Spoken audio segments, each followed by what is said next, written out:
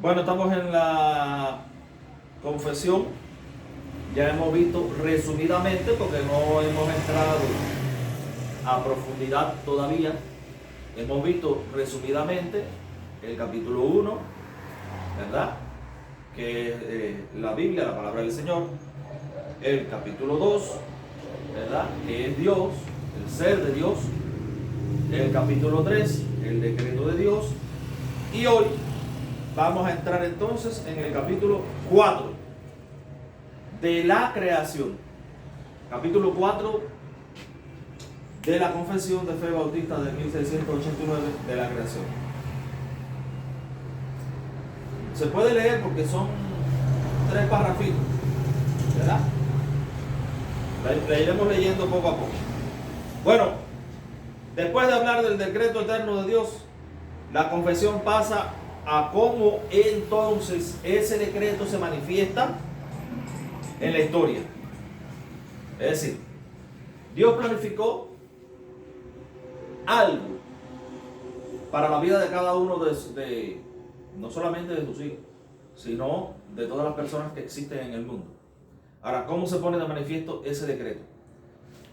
En todo lo que Él ha creado, incluyendo los ángeles, ¿verdad? Los ángeles caídos y los ángeles que permanecen en gloria, hasta hoy. La creación. Se destaca en este capítulo que se muestra la transición entre lo eterno, en lo que es el decreto. O sea, recuerden que el decreto no es en un momento que Dios se le ocurrió y dijo, ahora voy a hacer esto. No. El decreto es que en la eternidad pasada Dios dijo lo que habría de ser en un momento dado de la historia. Por lo tanto, el decreto es eterno.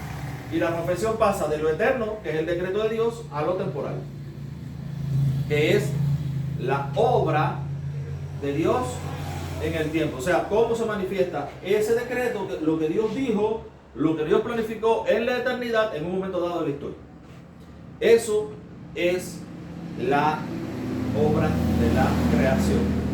Hodge enseña que la creación revela el poder y la sabiduría de Dios y que la doctrina reformada afirma la creación ex nihilo. ¿Qué significa la palabrita esa? Creación ex nihilo. Es creación de la nada. Dios creó todo de la nada. Llegó la corriente. De la nada. O sea, si vamos a ver la creación del hombre, Dios lo formó del polvo de la tierra. Y ahora vamos a ver cómo se relaciona esto con la creación de la nada. Cuando yo voy a hacer esta casa, por ejemplo, yo necesito cemento, yo necesito arena, yo necesito piedra, ¿verdad? Piedra molida, gravilla, yo necesito acero para hacer la placa. Si voy a hacer ese ventilador, necesito acero, hierro, plástico, todos los elementos que requiere ese ventilador. Pero todo eso se logra de lo que ya existe, de materiales existentes. Yo no puedo coger nada y crear algo, porque no voy a poder. Bueno, eso fue lo que hizo Dios. No había nada, y de la nada, ¿qué es lo que sale? Nada. Pero en este caso, ¿qué salió? Toda la obra de la creación de Dios. De la nada. Solamente por el poder de su palabra. Claro, te dice, sí, pero al hombre, Dios lo creó del polvo de la tierra. O sea, ya habían elementos que ya estaban ahí. Y que de eso Dios formó al hombre. Bueno, pues ahora yo lo invito a que usted coja un poco de tierra y haga un hombre. A ver si le sale. No se puede, porque igualmente en la tierra no existen las condiciones para crear a partir de la tierra un ser humano. Nadie puede, nadie ha podido y nadie podrá. No se puede simplemente. Entonces, igualmente la creación del hombre es una creación de una tierra que no estaba preparada ni hecha para la creación del hombre. Por lo tanto, de la nada también fuimos creados. Aunque fuimos creados del polvo de la tierra. ¿Y por qué fuimos creados del polvo de la tierra? Para después volver a Él. Porque somos pegados a la tierra. Nosotros, a diferencia de los ángeles, no fuimos creados para habitar en el cielo. Nosotros fuimos creados para habitar en la tierra. ¿Dónde puso Dios a Adán y Eva cuando los creó? En el paraíso. Lo puso en un huerto especial, específico, para que ellos vivieran allí, para que lo cuidaran y para que de ahí se extendiera el reino de Dios. Walton recalca que Dios creó todo en 6 días. Y es importante decir que esos 6 días son 6 días literales. No son 6 días de que como que cada día transcurre un periodo de 1.000 millones de años. No. Esos 6 días son literales. Los bautistas queríamos afirmar contra los errores de la época que el mundo no es eterno, sino que es la obra soberana de Dios. O sea, no es eterno en el sentido de que tuvo un principio. No es eterno. Eterno es Dios. Y todo lo que Dios hizo fue muy bueno. Y vamos a ver, miren, allí en Génesis 1:31.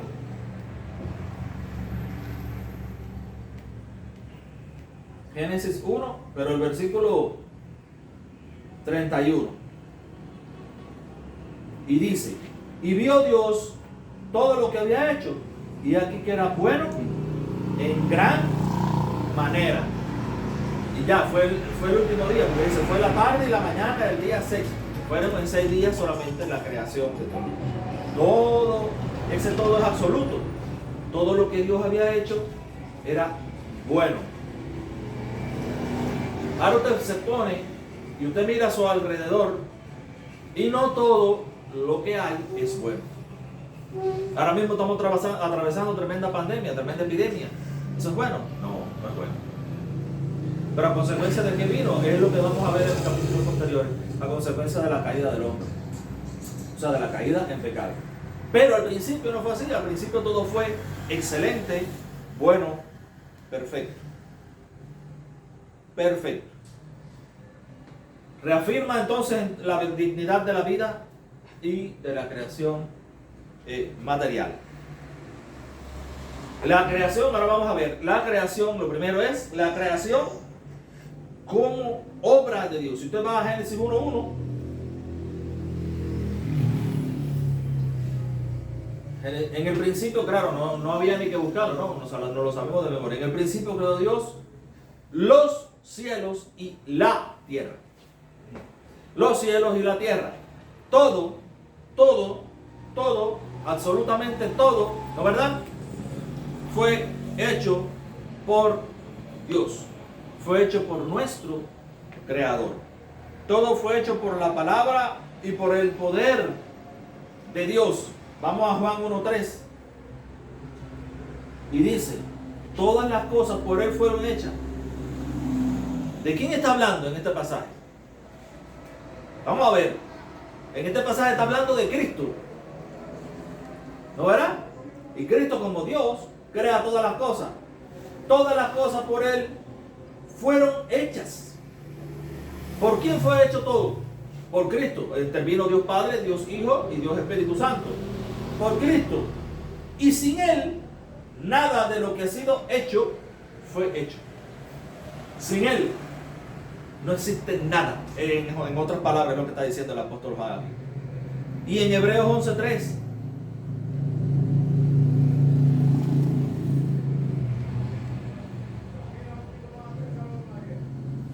Por la fe entendemos haber sido constituido el universo por la palabra de Dios. ¿Por qué fue constituido el universo? Aquí la palabra universo es todo lo que existe, no solamente el universo del cosmos, ¿no? Es todo, es el universo del cosmos, todo lo conocido y todo lo que está por conocer. Que fue creado, fue hecho por la palabra de Dios, según Hebreos 11:3. De modo que lo que se ve fue hecho, lo que nosotros vemos, fue hecho ¿de qué? De lo que no se veía. De lo que no se veía. O sea, de la nada, que no había nada, Dios por su palabra creó todo. Ahora, el propósito de la creación. Bueno, el propósito de la creación, según el Salmo 19.1, mira lo que dice el Salmo 19. Y en el primer versículo, los cielos cuentan la gloria de Dios y el firmamento anuncia la obra de sus manos. Bueno, según ese versículo, ese salmo, el propósito de la creación de Dios es mostrar la gloria de Dios. ¿Qué cuentan? ¿Qué cuenta toda la creación? Según este versículo, los cielos cuentan la gloria de Dios. La gloria de Dios. Porque todo lo creado cuenta, le dice a voces al hombre que hay un Dios. Según este salmo y según otros versículos más. Y el propósito de la creación también es, aparte de mostrar la gloria de Dios, es dar al hombre un lugar para vivir en comunión con Dios. Génesis 1 del 26 al 28.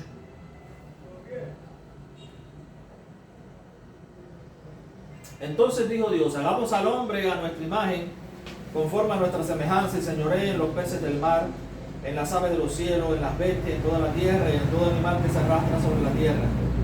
Y creó Dios al hombre a su imagen, a imagen de Dios lo creó, varón y hembra los creó. Y los bendijo Dios y les dijo, fructificad y multiplicaos, llenad la tierra, sojuzgadla y señoread en los peces del mar, en las aves de los cielos, y en todas las bestias que se mueven sobre la tierra. O sea, que el lugar que estaba previsto, planificado por Dios para que el hombre viviera, era precisamente la creación del mundo, la tierra. La bondad de Dios en la creación, todo lo que Dios creó era bueno en gran manera, como vimos en Génesis 1.31, y vio Dios todo lo que había hecho, que era ¿qué? Bueno, y bueno en gran manera. Esto niega las ideas de los gnósticos o los dualistas que ven la materia como mala. Hay personas que piensan y que pensaban desde la antigüedad que la materia, o sea, que todo lo material es malo y que el único bueno es espíritu, es lo que es espiritual. Cosa que no es así, porque según Génesis 1.31, lo que vemos en la palabra del Señor es que toda la creación, cuando Dios lo creó, era bueno. Y bueno, ¿cómo dice Señor? En gran manera. En gran manera. Bueno y bueno en gran manera. O sea, lo material era bueno y lo espiritual también era bueno. El hombre como corona de la creación, según los versículos que acabamos de leer, los versículos de Génesis del 26 al 27, en el 26 dice Dios, vamos a hacer al hombre. ¿No verdad? Y en el 27 dice que creó Dios al hombre a su imagen, a imagen de Dios lo creó, varón y hembra los creó. Eso, la imagen de Dios en el hombre, ¿qué es lo que significa? ¿De qué manera nosotros reflejamos, nosotros solamente no, la humanidad entera a Dios?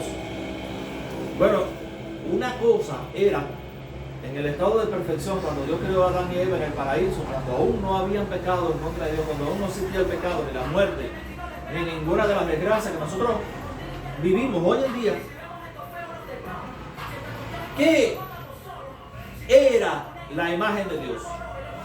Que el ser humano fue creado para reflejar el carácter, la autoridad, la comunión de Dios en la creación. Eso es la imagen de Dios. ¿Y cómo en la práctica qué cosa es? Bueno, es que somos hechos a la imagen de Dios porque somos seres espirituales y por los valores espirituales que Dios puso en la humanidad desde el momento de su creación.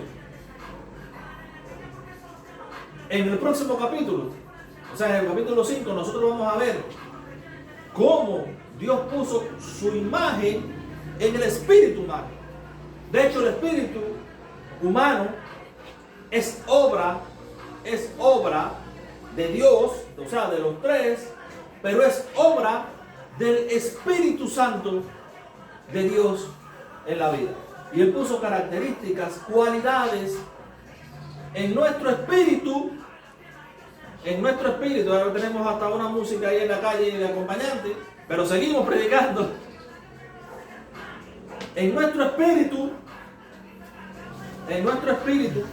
puso cualidades del carácter, cualidades morales, perfecciones que Él quiso compartir con el ser humano.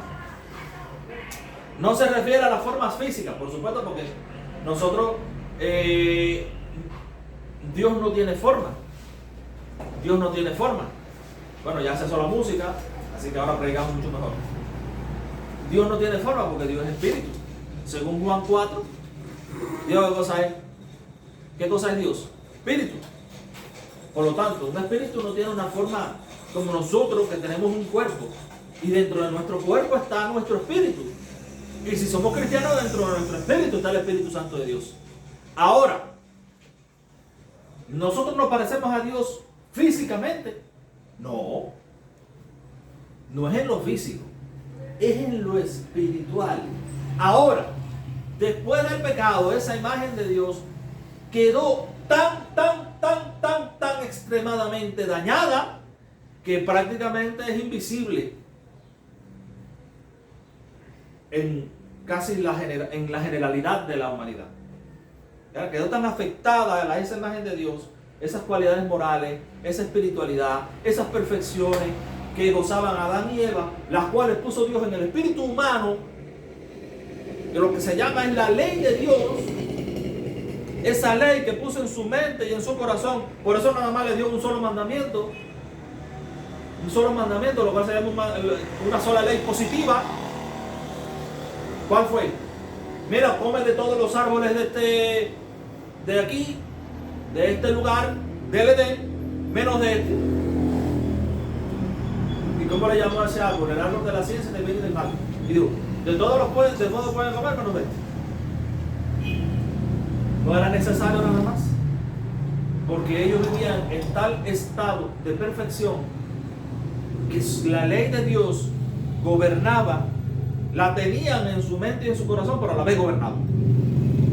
Por eso no era necesario en aquel momento que Dios, como lo hizo después con Moisés, que Dios dijera, expresara, anotara en una piedra su ley. Esos son los 10 mandamientos que Dios dio a Moisés. No era necesario porque ellos ya la tenían intrínsecamente en su mente y en su corazón. Eso pasó a toda la humanidad, pero de una manera extremadamente dañada, que prácticamente ya ni se ve. Pero en realidad esa fue la imagen de Dios. En resumen, consiste en que somos seres racionales, que tenemos la capacidad de pensar, de razonar, de decidir libremente. Vamos a decir que ese libremente no es el libre albedrío que algunos enseñan. Porque en realidad el hombre en su estado natural, en la actualidad, no puede elegir entre el bien y el mal. ¿Por qué? Porque sus facultades están afectadas por el pecado. Por lo tanto, nuestra tendencia como humanos, desde que Adán y Eva cayeron, es al mal, al pecado. No quiere decir que seamos la laca de los malos, de los pandilleros y todo eso que andan por ahí. También el pandillero, eso es consecuencia del pecado también. Pero yo puedo ser la persona más buena del mundo, un ángel en la tierra. Aún así soy pecador. Y tiendo a hacer lo malo respecto a Dios. Porque si yo me pongo a analizar los 10 mandamientos que Dios dio, ¿cuál de ellos cumplo al 100%? Ni uno solo. Puede que llegue a uno, pero ni uno. En todos los mandamientos que Dios dio a Moisés, que es su ley que él puso en la mente y en los corazones de Adán y Eva, que no fue necesario porque estaban en estado de perfección decírselos, porque Dios lo puso en su espíritu, en su alma, para que ellos la cumplieran. Esa ley, la cual tengo en mi mente y en mi corazón, está tan dañada que actualmente el ser humano no cumple con ninguno de los mandamientos de Dios. Eso en sentido general. Le decía que solamente tendemos hacia el mal de Dios. O sea, podemos elegir, claro, podemos elegir entre dos acciones. O sea, voy al culto o no voy al culto. Eso se puede elegir, ¿verdad? Voy a comprar huevos o compro picadillo. Eso se puede elegir. Podemos decidir porque tenemos la capacidad de razonar. Pero nuestras motivaciones detrás de nuestras elecciones son negativas respecto a Dios. Moralidad, somos seres morales. Podemos distinguir entre el bien y el mal y actuar conforme a la justicia de Dios. Ahora que somos cristianos, pero antes no. Dominio delegado, ejercer autoridad responsable sobre la creación representando a Dios. En eso también, eso es consecuencia de la imagen de Dios. Entonces es el dominio que ejercían Adán y Eva sobre la creación. Ahora sí, el ser humano sigue dominando sobre toda la creación, pero la destruye también. En Cristo, la imagen perfecta de Dios, Colosenses 1:15, mírenla ahí.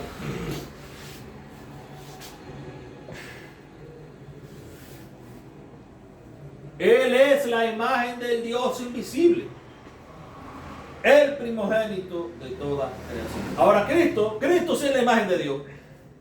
¿Por qué? ¿Por qué? Porque Él nunca pecó. Porque Él nunca desobedeció a su Padre. Porque Él nunca hizo nada malo. Por eso Él es la imagen de Dios, del Dios invisible. Y luego dice primogénito de toda creación. O sea, el primero en todo, que está por encima de toda su creación. Esta imagen dañada por el pecado se restaura en los creyentes, como lo dice Efesios 4:24, ¿no verdad? Efesios 4:24.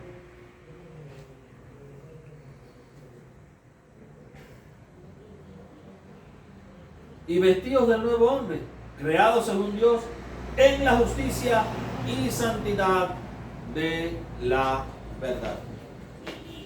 Con capacidad de conocer a Dios y ejercer dominio responsable sobre la tierra. Ahora, ¿qué podemos aplicar aquí? Primero, la vida tiene dignidad. Toda persona desde la concepción lleva la imagen de Dios implícita en él mismo. Por ejemplo, Génesis 1 del 26 al 27. Y dijo Dios, hagamos al hombre a nuestra imagen, conforme a nuestra semejanza. Aunque esa imagen está dañada, aquí está. Por eso, en la predicación de hoy, cuando vamos a ver Romanos 1, del 18 al 32, lo que nos habla es que el hombre es inexcusable por esa ley moral que Dios puso en su mente y en su corazón, pero también por los mandamientos que desobedece, pero también porque la creación le habla. Y creó Dios al hombre a su imagen. El Génesis 9:6, el que derramara sangre de hombre, por el hombre su sangre será derramada, porque a imagen de Dios es hecho el hombre. Yo era bien ese versículo. Entonces Dios manda a matar. Sí, pero el mandamiento que Dios le da a Moisés no es exactamente lo que nosotros entendemos por no matar. Es no asesinarás. Porque si usted entiende como que no se puede matar a nadie en el mandamiento que Dios le dio a Moisés, entonces hay una contradicción entre lo que Dios le dice a Moisés por allá más adelante y este versículo, Génesis 9:6. Y en la Biblia no pueden haber contradicciones de ningún tipo. El que derramare sangre de hombre, hombre en el sentido genérico, hombre o mujer, por el hombre su sangre será derramada. O sea, yo mato, yo asesino, pero yo tengo que ser muerto por aquel que yo maté. Es lo que dice ese versículo. Porque a imagen de Dios es hecho el hombre. Atenté contra la imagen de Dios y debo ser juzgado conforme. ¿Qué es lo que está hablando aquí? Eso es entre paréntesis, es un comercial de la pena de muerte. Simplemente Dios aplica en este versículo la pena de muerte, pero solamente a aquellos que han asesinado. Por eso el mandamiento es: no asesinarás. La ley del homicida era diferente. ¿Cuál es la diferencia entre un asesinato y un homicidio? Que yo empujo a alguien, esa persona se cae, se da en la cabeza y muere a consecuencia de mi empujón, pero yo en sí no trataba de matarlo. La diferencia entre el asesinato y el homicidio es que el asesinato es premeditado. El homicidio es matar, pero sin premeditación. Entonces, lo que la Biblia decía en el Antiguo Testamento respecto al homicida era que podía huir a las ciudades de refugio y vivir allí hasta que el sumo sacerdote moría. Luego era libre. Pero sin embargo, respecto al asesino, que era otra cosa, dice que había que apedrearlo, habría que matarlo. Y este versículo dice que hay que... Por eso cuando Caín mata a Abel, ¿cuál es el temor de Caín? Que lo maten. ¿Por qué? Porque él sabía lo que le tocaba, porque él sabía que había asesinado a su hermano Abel, y porque él sabía que por haber asesinado a su hermano Abel, él iba a ser muerto. Dios lo mandó, ¿cómo se llama? Lo mandó a andar errante, lo desterró de su tierra. Y entonces Caín lo primero que le dice a Dios es: bueno, tú me destierras hoy de aquí y sucederá que cualquiera que me viene en el camino me va a matar. Pero dice: no, Dios dice: no, eso no va a suceder. Yo voy a poner una señal en tu frente. ¿Qué señal puso? No se sabe. La Biblia no lo dice. Pero puso una señal en su frente para que cualquiera que se lo tope en el camino no lo mate.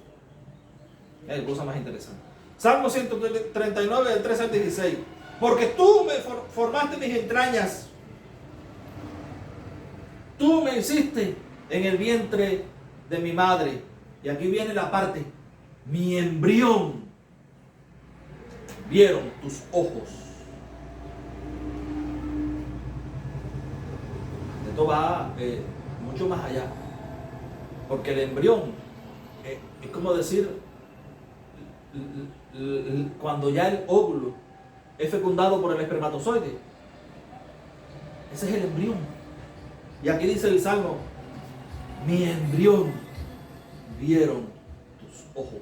O sea, tú estabas allí en el momento, desde el momento de mi concepción.